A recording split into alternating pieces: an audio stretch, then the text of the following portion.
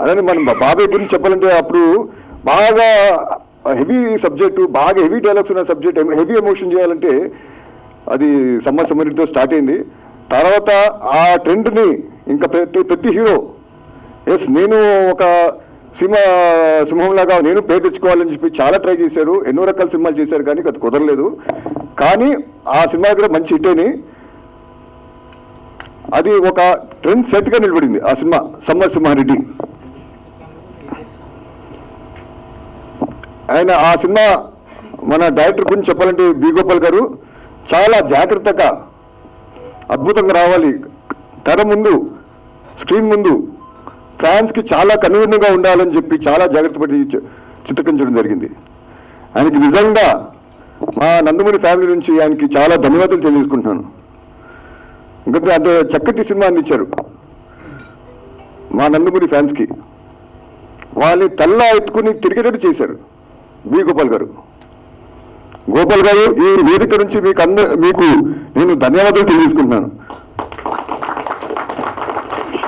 అని అప్పుడు సమసింహారెడ్డి కదండి లారీ డ్రైవర్, దాంతో నరసింహనాయుడు, మన అంత లారీ డ్రైవర్తో రౌడీ ఇన్స్పెక్టర్, దాంతో సమసింహారెడ్డితో నరసింహనాయుడు, ఇలా ఎన్నో అద్భుతమైన సినిమా ఇచ్చారు. కానీ సమసింహారెడ్డి ఆయనకి ఒక మైల్ రైలుగా నిలిచిపోతుంది, స్పెషల్గా నిలిచిపోతుంది. ఎందుకంటే ఇట్స్ ఫస్ట్ ఫ్యాక్షన్ మూవీ ఈ ఆంధ్ర రాష్ట్ర చరిత్రలో చూసుకుంటే.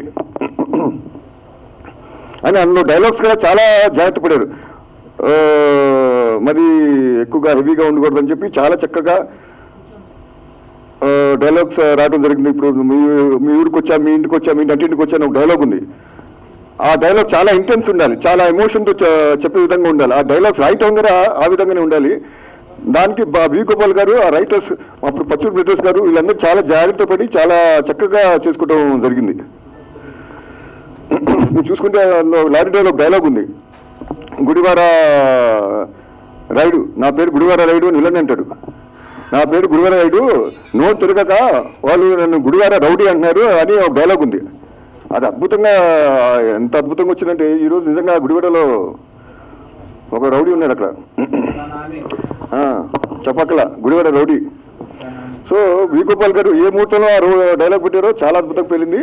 అలానే సమసింహారెడ్డి డైలాగ్ రా ఇప్పుడు మీరు చూస్తారు, మీరు ముందు మార్చ్ 2న ఎలా పేలుతుందో ఈ జనరేషన్స్ వాళ్ళు కదా, ఇప్పుడు ఐటీ వచ్చిన కొత్త జనరేషన్స్ వీళ్ళుగా మీరందరూ చూసి ఈ సినిమాని అల్లరించని చెప్పి, మీకు నచ్చుతుందని చెప్పి నేను అందరినీ కోరుకున్నాను. మీరందరూ సినిమా చూడాలని చెప్పి నేను మనస్ఫూర్తిగా ఆహ్వానిస్తున్నాను. అండ్ వి గోపాల్ గారికి థ్యాంక్స్ తెలియజేసుకున్నాను. అలాగనే అండ్ ఇక్కడికి ఇచ్చేసిన పాత్రికలకి అందరికీ నా ధన్యవాదాలు. అదే మీ ఊరికి వచ్చా, మీ ఇంటికి వచ్చా, మీ నట్టింటికి వచ్చా, అంతే. నీ మూతి మీద మీ మూతి మీద మీసం ఉంటే, ముల్చిన మీసం అయితే, ముల్చింది మీసం అయితే, ముల్చిన మీసం అయితే